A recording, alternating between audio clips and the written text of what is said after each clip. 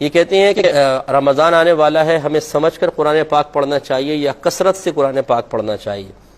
دیکھیں، میں تو ہمیشہ یہ ذکر کرتا ہوں اور پتہ نہیں نامعلوم مجھے سمجھ میں نہیں آتا کہ اس پر کیوں لوگوں کو اعتراض پیدا ہوتا ہے۔ قرآن پاک کا نزول صرف حصول ثواب کے لیے نہیں ہے، نہ میں ثواب کا منکر ہوں، میں تو بارہا یہ کہتا ہوں کہ آپ قرآن پڑھیں گے ثواب ملے گا، سمجھ میں آئے یا نہ آئے۔ لیکن یہ جو ہم نے عادت بنا لی اور روش بنا لی کہ قرآن سمجھ میں نہ آئے کوئی بات نہیں، بس پڑھتے چلے جائیں گے، اور پوری زندگی مسلمان ایسا گزار دیتا ہے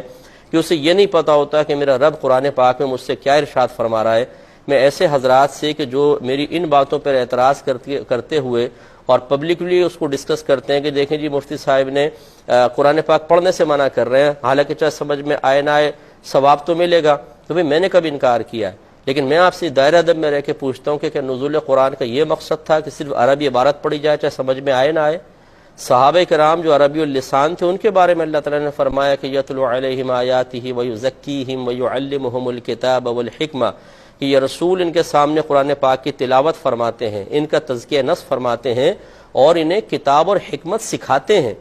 اس کا مطلب یہ ہے کہ صرف قرآن پاک سیکھنا ہوگا، قرآن پاک کو سمجھنا ہوگا، قرآن پاک سمجھ میں آئے گا تو اس پر انشاءاللہ عمل پیرا ہوگا، اس کے مضامین دل پر اثرات مرتب کریں گے، انسان کے عمل میں تبدیلی پیدا ہوگی۔ اور جو ساری زندگی بس ایسے قرآن پڑھتا رہے ثواب کی نیت سے، ثواب تو اس کو پھر بھی ملے گا، لیکن اس سے میدان معاشر میں ضرور پوچھا جائے گا کہ اللہ تعالیٰ نے تمہیں صرف ثواب کے لیے قرآن پاک نازل نہیں کیا گیا، یہ تو عمل پیرا ہونے والی کتاب تھی، تو تم نے کتنا سمجھا قرآن پاک کو؟ اس لیے مطلب یہ کہ مجھے اس پہ کوئی ناراضگی بھی نہیں ہوتی اگر وہ کہہ رہا ہے ٹھیک ہے اپنی سوچ اور سمجھ کے مطابق کہہ رہا ہے، لیکن انشاءاللہ میدان معاشر میں ڈے آف ججمنٹ بتائے گا کہ ہماری سوچ اور فکر قرآن و حدیث کی تعلیم کے موافق صحیح تھی، یا مطلب اس طرح باتیں کہہ کے لوگوں کی حوصلہ افزائی کر کے، عوام کی حوصلہ افزائی کر کے ان بیچاروں کو قرآن سمجھنے سے دور رکھ کر صرف حصول ثواب تک محدود رکھنے میں کوئی فائدہ ہے؟ یہ تو پھر اپنی اپنی سوچ کی بات ہوتی ہے، وہ آخرت میں انشاءاللہ پتہ چل جائے گا۔ اس لیے جو ہم سے ہماری سوچ کے مطابق چلنا چاہتے ہیں، اور میں بالکل قرآن و حدیث کے موافق ہی بات کرتا ہوں، کوئی اپنی ذاتی رائے میری یہ نہیں ہے، تو قرآن و حدیث کی تعلیم کا نچوڑ ہے، تو ان سے میری گزارش یہ ہے کہ قرآن سمجھ کے پڑھیں،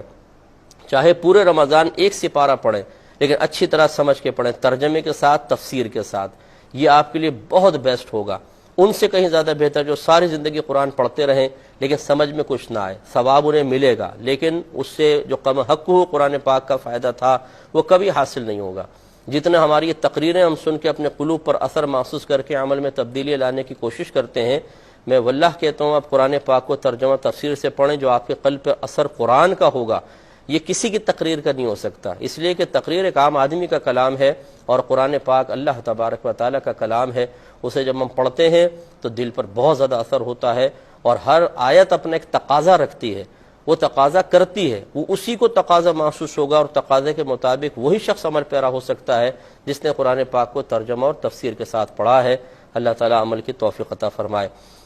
ایک کویسچن کسی بھائی نے کہا تھا کہ ترجمہ قرآن کون سا پڑھا جائے؟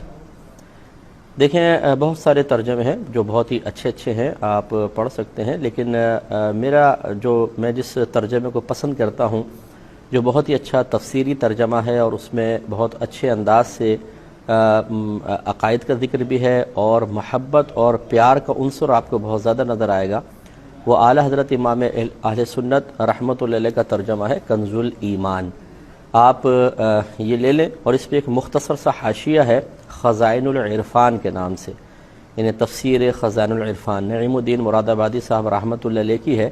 آپ یہ کہیں کہ خزائن العرفان دے دیں تو وہ ہے ہی کنز الایمان ترجمہ قرآن پر، تو انشاءاللہ اس کو آپ پڑھیں گے تو بہت اچھا آپ کو محسوس ہوگا۔